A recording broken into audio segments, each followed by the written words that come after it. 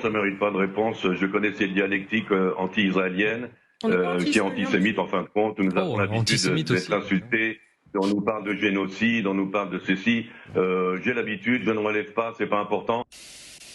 Soutiennent en fin de compte le terrorisme, le justifient en tous les cas, le légitime et accuse Israël d'être un État terroriste. Finalement, vous êtes responsable. Bonjour mesdames et messieurs, bienvenue sur ma chaîne. Alors pour cette vidéo, on va s'intéresser à un échange qu'il y a eu sur le plateau de LCI entre les gens de LCI que je juge parfois délirants dans leurs commentaires et un intervenant ancien agent du Mossad. La séquence vaut son pesant d'or, vous ne voulez pas rater ça. Donc, commentez, likez, partagez pour soutenir la chaîne et c'est parti pour la vidéo. En ce qui concerne, c'est vrai que l'Iran est un État policier, mais c'est un État policier du Proche-Orient. C'est-à-dire, si vous donnez assez de bakchiche, en général, le flic regarde de l'autre côté. Non, on peut pas dire ça. Donc ça, c'est pas trop difficile. On a oublié de mentionner d'ailleurs dans les ça, c'est vraiment un discours raciste. Ça, non. Les gens parce que c'est au Proche-Orient, les gens ils prennent un bakchiche, c'est d'un racisme. Eh bien, monsieur, ça vous décrédibilise totalement. C'est dommage, franchement. En plus, vous faites un boogie-boulga avec les Palestiniens, les Israéliens et les Iraniens qui sont perses et arabes, ça n'a rien à voir. Enfin, vous mettez tout ça dans le même... des gens corrompus, un bakchiche, non, c'est vraiment terrible de dire ça. Sur une chaîne comme LCI, c'est... Alors, si je peux me permettre... Bah oui, sur une chaîne comme LCI qui soutient déjà Israël, pas besoin de venir en rajouter. Mais non, tu vas nous forcer à être contre toi. Tu vas nous forcer à te recadrer. Hein ? On veut bien défendre Israël, mais évite un peu d'être raciste, hein, parce que nous, on défend l'antiracisme. Hein? Totale méconnaissance de ce qu'est le Proche-Orient. Il y a deux termes qui ne tiennent pas du tout la route. L'un, c'est modéré. Moi, je ne connais pas de nazis modérés, de terroristes modérés. Le mot modéré est ridicule, d'autant... Bah, c'est sûr que, comme ça, au moins, on comprend pourquoi la réaction de Israël n'est pas modérée. Pourquoi, face aux négociations de paix, les agissements de Israël ne sont pas modérés? En fait, c'est parce que les gens qui travaillent pour Israël donnent le ton. Ils ne savent pas ce qu'est être modéré. En plus que Haniyeh est l'un des faucons du Hamas, c'est un des pires. Alors c'est certainement pas modéré. Et le mot vengeance, il n'y a absolument pas de vengeance. Il y a la justice qui est faite. Il y a l'élimination d'un personnage qui doit être éliminé pour que le monde soit meilleur le lendemain de son élimination. Voilà. Donc Haniyeh devait être éliminé pour que le monde soit meilleur le lendemain de son élimination. Mais bon, on va rien dire de leur Premier ministre. C'est sûr que leur Premier ministre vivant, le monde est meilleur le lendemain. Et surtout, leur Premier ministre vivant qui a fait éliminer Haniyeh après, c'est vrai que la situation d'Israël et surtout les bombardements, comme il dit le monde devait se sentir mieux après. On a vu l'amélioration au Moyen-Orient, on a vu l'amélioration à Gaza. C'est un vœu pieux d'être modéré dans cette région. Enfin, quand on est né palestinien et qu'on a vécu autant d'injustices, autant de drames autour de soi dans sa famille, forcément on est motivé, animé par la vengeance. Moi, ce que je déplore, c'est l'escalade qui a depuis le 7 octobre, les plus de 40 000 morts et certainement beaucoup plus à Gaza, des femmes, des enfants. C'est ça que moi je déplore. Aujourd'hui, deux journalistes encore d'Al Jazeera qui ont été tués. Si. Oui, monsieur, vous faites non, mais si, ce sont des civils. Et dans les 40 000, il y a des combattants, mais il n'y a pas que des combattants. Et tous les noms que vous ferez ne changeront rien à cette réalité. J'ai plein de collègues humanitaires qui ont dû quitter Gaza. On a tous travaillé à Gaza. Et il y a des civils qui, malheureusement, sont victimes de la... Et voilà. Le problème, c'est qu'Israël est allé trop loin. Et ces métiers-là à risque sont des métiers qui sont particulièrement prisés par les gens de l'élite en Occident. Aller faire les trucs comme reporter de guerre, humanitaire dans des endroits de guerre et tout ça, ce ne sont que des gens, la plupart de temps, qui appartiennent à l'élite, à l'Occident, qui font ce genre de choses. Et donc, voir que Israël est capable de s'en prendre à eux, comme ils l'ont fait, ils ont tué, je ne sais pas, un nombre incalculable de journalistes. Je pense que c'est même le conflit où il y a le plus de journalistes et le plus d'humanitaires qui sont morts. Donc, forcément, au bout d'un moment, les journalistes de guerre, les grands reporters, les humanitaires, maintenant, voient Israël pour ce qu'elle est. Même si les médias mainstream essayent de justifier ce que fait Israël, les grands reporters, les reporters de guerre, les grands journalistes de guerre et tout ça, les journalistes d'investigation, les humanitaires, désormais, eux, leur idée est faite sur Israël. Et Israël aura beau communiquer comme veut, personne ne reviendra en arrière sur l'image qu'elle est en train de laisser là. Si jamais les choses ne veulent changer sur l'échiquier mondial, je suis persuadé qu'Israël payera tout ça très cher. Parce que personne n'oubliera ce qu'ils ont fait.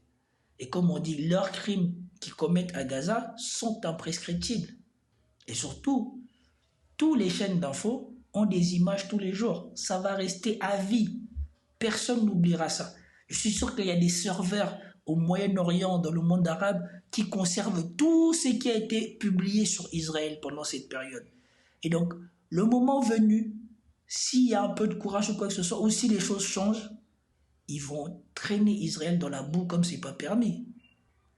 C'est qu'Israël a fait les Israéliens et les Juifs sionistes, enfin, on va pas dire les Israéliens ni les Juifs, les sionistes se rendent peut-être pas compte, mais c'est une tâche indélébile qu'ils ont posée sur Israël.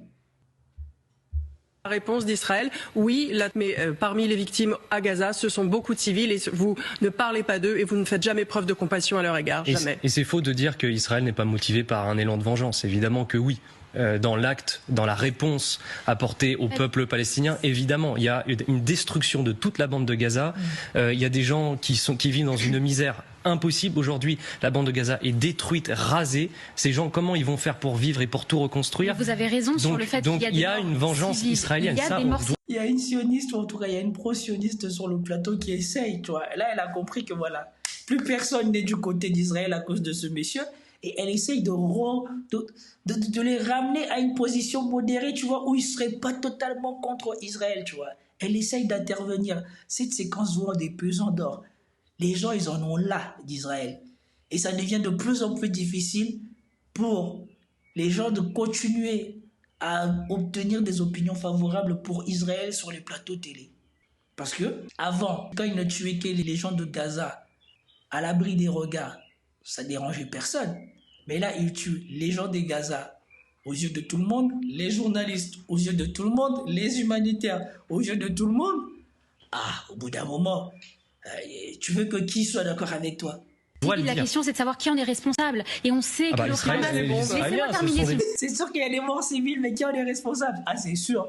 C'est sûr que quand on vient de lâcher une bombe sur une école et qu'on a fait 90 morts, c'est de la faute du Hamas. C'est pas la faute d'Israël. Ben oui. Et surtout que Israël, au lieu d'aller faire sa guerre, de poursuivre les gens du Hamas dans les tunnels, s'est amusé à raser tous les bâtiments de Gaza.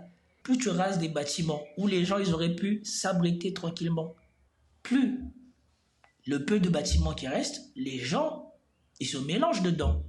Parce que tu veux que si tu rases des maisons des gens qui n'avaient rien demandé, tu rases leurs maisons. Après ça, tu veux qu'ils aillent habiter où?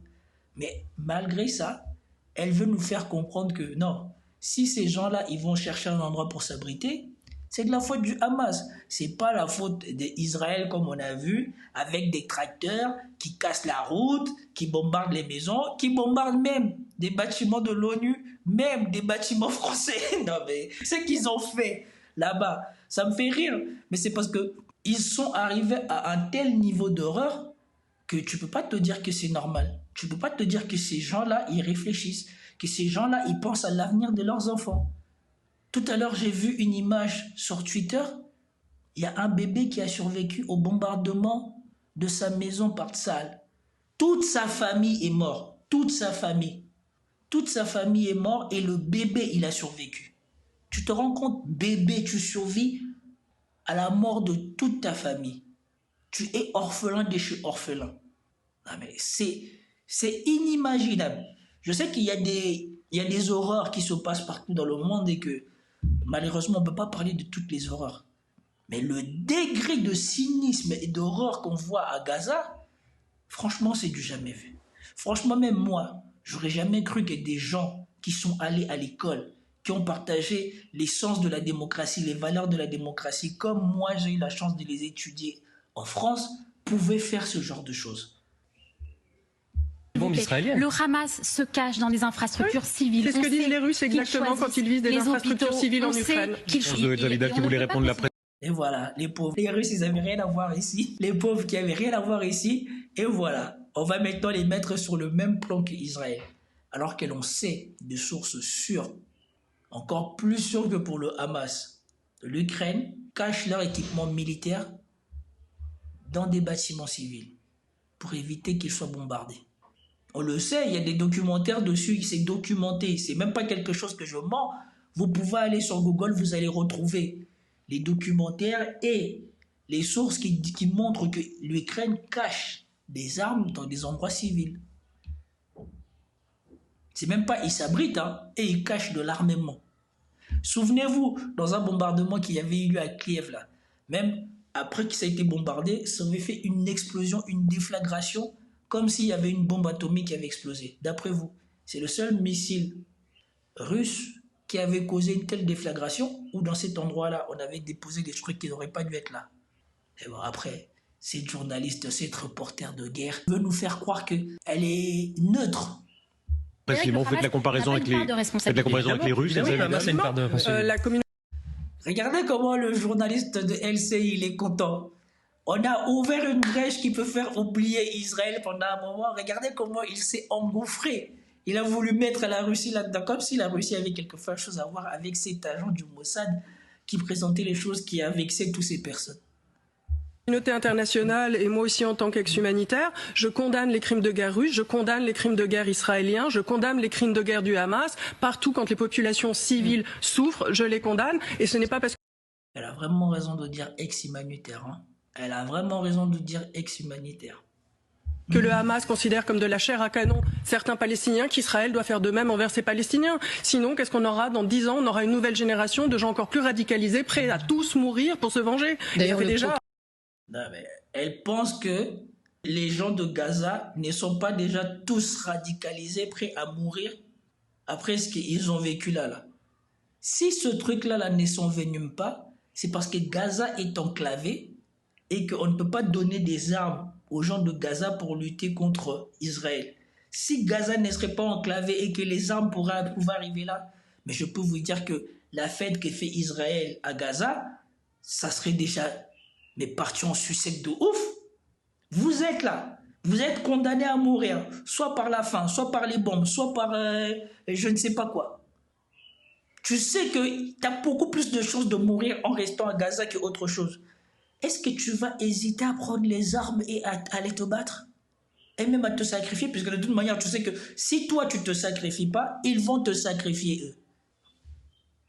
80 ans que ça dure. D'ailleurs, le procureur de la Cour pénale internationale a demandé un mandat d'accusation contre Benyamin Netanyahou, également contre le dirigeant du Hamas, mais contre Benyamin Netanyahou déjà pour crimes de guerre et crimes contre l'humanité dans la bande de Gaza. Non, ça ne mérite pas de réponse. Je connais cette dialectique anti-israélienne qui est antisémite en fin de compte. Nous avons l'habitude d'être insultés.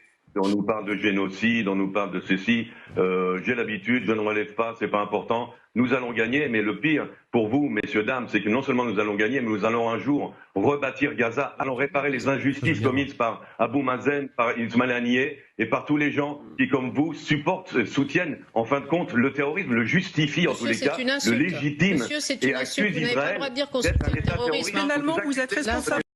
Non, mais écoutez ce qu'il dit. Et ça sort de plus en plus de la bouche des Israéliens. Ils ont rasé Gaza. Et maintenant, c'est eux aussi qui vont reconstruire Gaza. Donc, ils ont tué ces gens, tout cassé.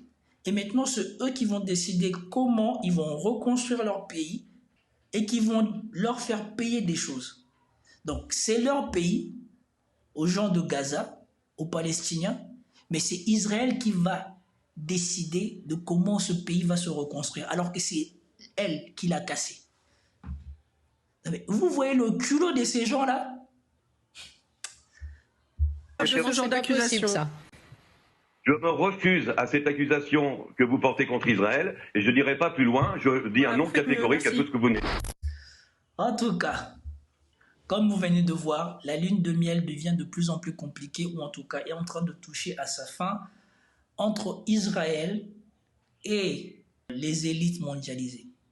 En tout cas, les élites mondialisées non juives ont de plus en plus de mal à trouver des arguments pour soutenir ce qu'a fait Israël à Gaza. C'était tout pour cette vidéo, j'espère que vous avez apprécié. Si vous avez apprécié, commentez, likez, partagez et je vous dis à plus tard. Peace out.